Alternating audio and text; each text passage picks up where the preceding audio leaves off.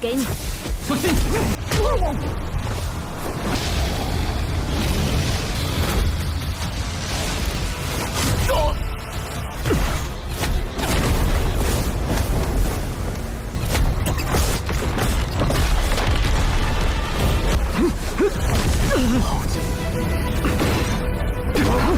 为什么？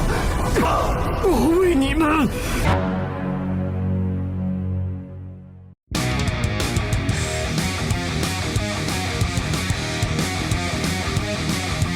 Halo guys, kembali lagi bersama Mimin di channel Nah Film. Bagaimana kabar kalian hari ini? Semoga tetap sehat aja ya kan?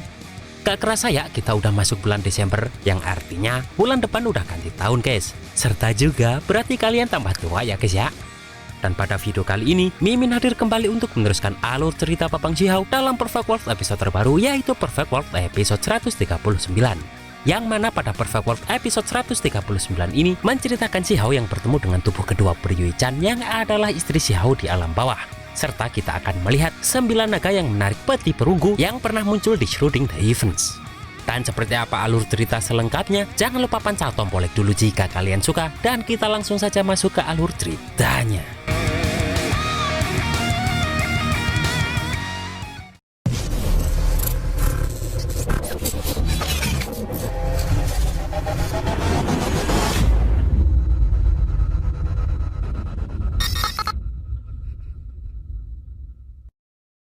Di sini Xiao pun kabur lewat portal kemarin sampai di padang rumput negara api.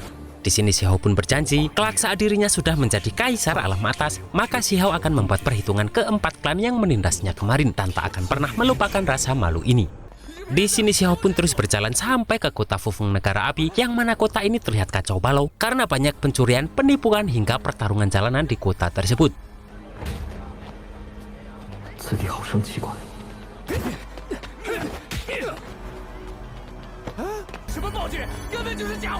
Namun di sini Xiao sedikit heran karena di kota secarut-marut seperti itu masih ada tempat yang mampu membuat orang antri dengan patuh dan membuat Xiao tertuju ke tempat itu. Dan ternyata hal itu karena tetua dari Akademi Heavenly Immortal di ranah Voidao yang sedang memberikan sayembara bagi siapapun yang bisa memberi petunjuk keberadaan emas immortal 7 warna, maka Akademi Heavenly Immortal akan memberi kesempatan orang itu untuk berendam di kolam suci selama sehari semalam. Yang mana teratai suci petaka di kolam tersebut dapat meregenerasi tubuh serta mampu membantu seseorang mengatasi kemacetan kultivasi. Di sini Xiao pun yang mendengar berpikir jika mungkin dirinya bisa memurnikan buah bodi emas jika berendam di kolam tersebut. Bahkan mungkin teknik kekebalan hukum Xiao akan lebih kuat. Yang mana berarti Xiao akan mendapatkan dukungan tambahan saat pertarungan 3000 jenius teratas tiba. Tiba-tiba di sini terlihat orang botak yang langsung maju tanpa mengantri karena ingin mendapatkan undangan pahlawan dengan cepat. Namun tiba-tiba pula orang tersebut langsung dilempar oleh seorang wanita cantik dari Akademi Heavenly Immortal ini.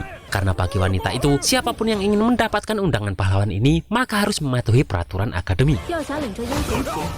Di sini semua orang tahu jika gadis ini sudah menjadi talenta terkenal di akademi, padahal baru setahun bergabung dengan Akademi Heavenly Immortal. Yang mana mereka juga tahu jika wanita itu adalah King Yi yang berteman baik dengan Feng Wu. Dengan cepat Xiao pun memeriksa King Yi ini dengan pupil gandanya karena Xiao merasakan nafas yang familiar pada gadis tersebut. Dan di sini Xiao sedikit kaget jika ternyata King Yi ini adalah istrinya atau tubuh kedua dari Yue Chan yang juga melakukan penyamaran.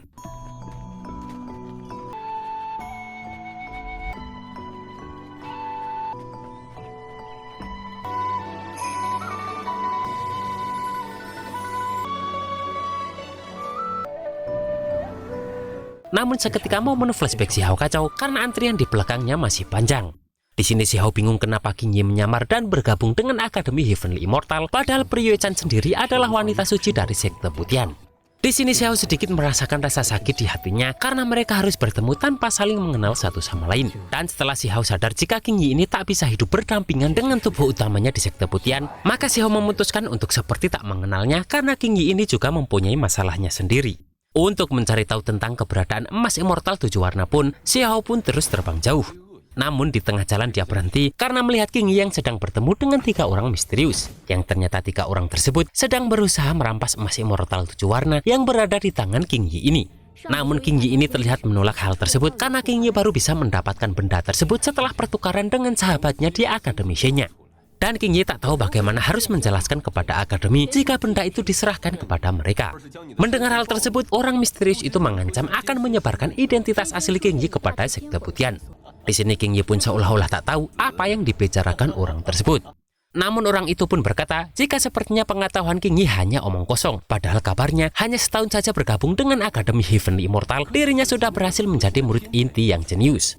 Bahkan tak hanya itu saja, karena mereka juga mengetahui jika beberapa waktu lalu mereka mendengar jika tubuh kedua Peryoican menghilang dari alam bawah. Dan karena hilangnya seorang jenius di alam bawah, serta kemudian bersamaan dengan munculnya jenius di Akademi Heavenly Immortal, maka orang itu yakin jika King Yi adalah tubuh kedua dari Peryoican tersebut karena tak ada yang kebetulan di dunia ini. Mendengar itu pun, King Yi juga yakin jika mereka bukanlah perampok biasa karena dapat mengawasi situasi di alam bawah dan alam atas secara bersamaan. Dan di sini King Yi ini pun langsung saja menyerang para perampok tersebut. Setelah itu di sini King Yi baru tahu jika mereka adalah anggota sekte naga iblis yang bertanggung jawab memeriksa garis keturunan berdosa setelah melihat orang tersebut mengeluarkan tekniknya. Yang mana King Yi baru sadar jika pantas saja mereka tahu banyak hal tentang alam bawah. Dan dengan cepat King Yi pun juga mengeluarkan teknik naga sejatinya untuk menyerang orang tersebut.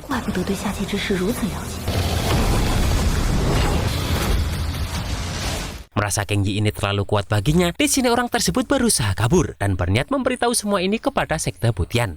King Yi pun tak diam begitu saja dengan hal ini dan terus mengejar orang tersebut. Namun tiba-tiba muncul serangan Kunpeng dari depan yang langsung membunuh orang tersebut. Melihat itu, di sini King Yi meminta orang yang membantunya tersebut untuk keluar karena King Yi merasa dirinya sudah terbantu. Namun dengan cepat si Hao ini langsung terbang dan pergi menuju lembah celah besar daratan api. Karena merasakan ada nafas yang kuat, di sini si Hao pun langsung memutuskan untuk terjun ke dalam jurang lembah retakan. Namun di sini tiba-tiba muncullah energi kekacauan yang langsung menyerangnya. Maka dari itu, si Hao pun langsung terbang ke atas lagi untuk menghindari serangan tersebut.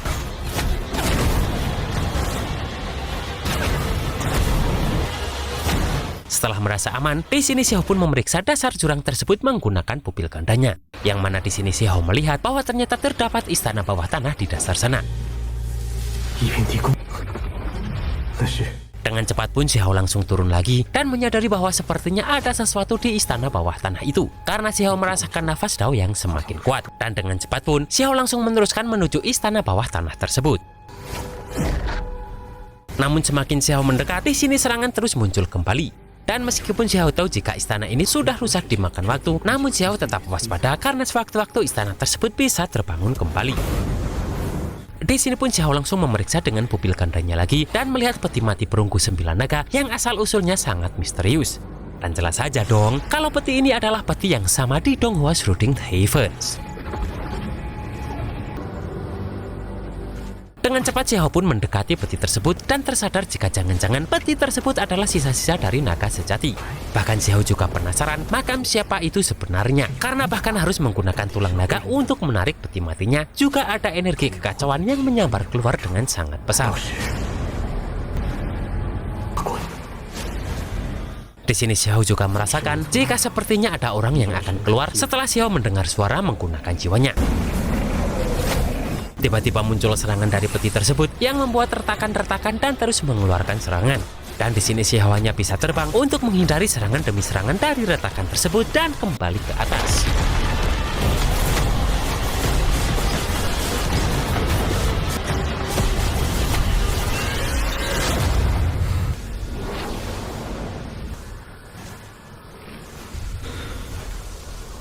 Karena penasaran, si Hao pun turun kembali dan memeriksa lagi arah suara tersebut menggunakan pupil gandanya. Namun di sini, bahkan pupil ganda pun tak bisa melihat sesuatu yang tersimpan di dalam peti tersebut. Dan di sini si Hao berpikir jika mungkin suara berisik itu dikarenakan altar tersebut yang perlahan tak mampu menahan beban dari peti perunggu tersebut yang disebabkan oleh energi kekacauan di tempat itu sehingga ruang dan waktu tak stabil.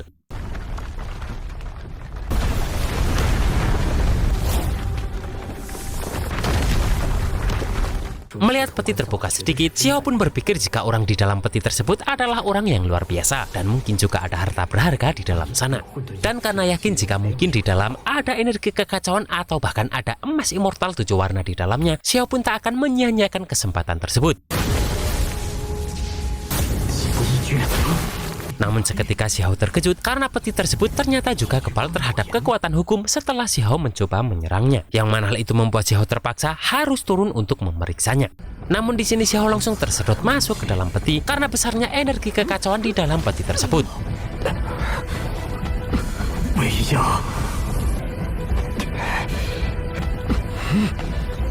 Di sini dengan cepat Xiao berusaha memeriksa peti mati di dalamnya lagi, namun Xiao sadar jika dirinya tak akan berhasil jika menggunakan kekuatan hukum.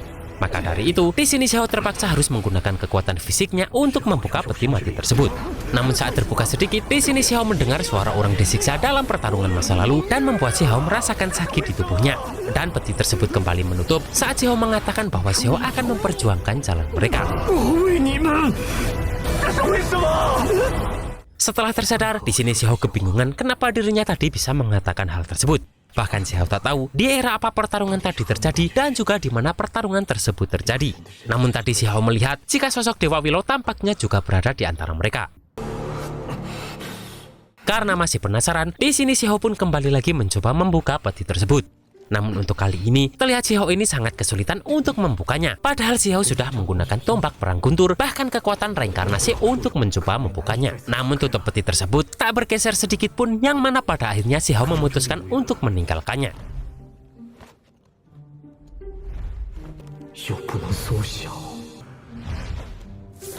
Namun di sini Xiao teringat jika pada adegan pertempuran tadi, dia melihat ada gambaran 9 naga yang menarik peti perunggu melintasi sungai yang panjang. Dan Xiao yakin jika di depannya tersebut adalah sisa-sisa naga asli. Dan meskipun sudah tak ada dagingnya, namun di sini Xiao berpikir untuk merebus sumsum dari tulang naga tersebut. Tiba-tiba dari belakang Xiao muncullah sebuah inti api biru yang langsung mengejarnya.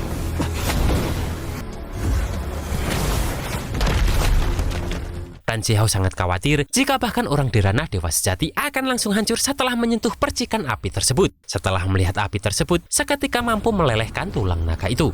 Maka dari itu di sini Xiao langsung mengajak ngobrol api tersebut dan berjanji akan berbagi tulang naga itu kepada api tersebut dan mengajak untuk menjalin persahabatan saja.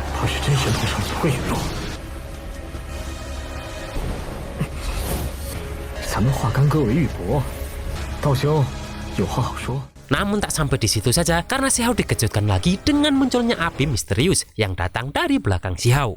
Yang mana api misterius ini membuat api inti biru tadi langsung kabur. Dan dengan cepat di sini Xiao sadar jika api misterius ini mungkin adalah api kekacauan.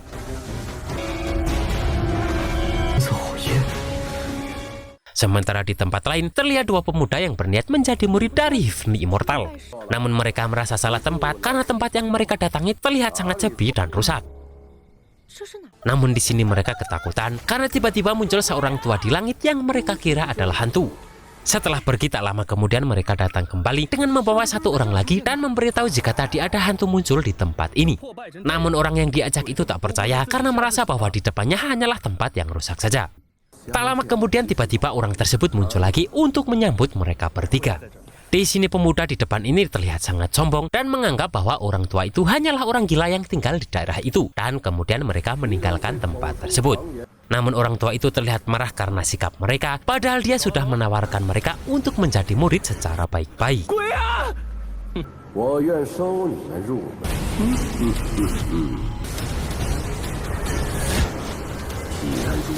Dan pada Perfect World episode 140, Xiao akan datang ke Akademi Heavenly Immortal untuk bertemu dengan King Yi dan Feng Wu.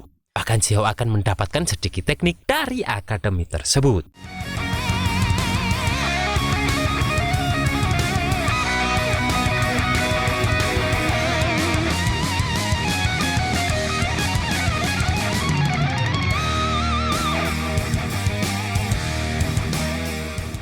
Dan itulah guys alur cerita Perfect World episode 139 ini. Kalau menurut kalian, King Yi ini lebih cantik pas jadi Peryoe-chan atau malah pas penyamaran sekarang ini? Ayo jawab di komen ya. Dan apakah King Yi ini akan mengenali jika Xiao adalah suaminya di alam bawah? Kita tunggu saja di Perfect World episode 140 minggu depan. Akhir kata, tetaplah semangat karena tahun 2023 ini hampir selesai beberapa hari lagi. Dan see you next episode.